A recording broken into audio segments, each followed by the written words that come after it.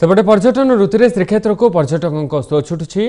श्रीमंदिर में महाप्रभु दर्शन करने स्वर्णाभ बेलाभूमि मजा उठाउछंती हजार हजार पर्यटक। तेबे पर्यटकों को आकृष्ट करने बालुका शिल्पी माने बेलाभूमि में निर्माण करुछंती सुंदर सुंदर बालुका कला।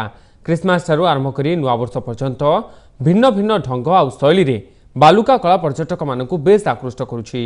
से भली पुरी लाइट हाउस स्थित बेलाभूमि में मानस एंड आर्ट पार्क रे निर्मित यूरोपियन स्कल्पचर गुड़िक बेस सुंदर होछि।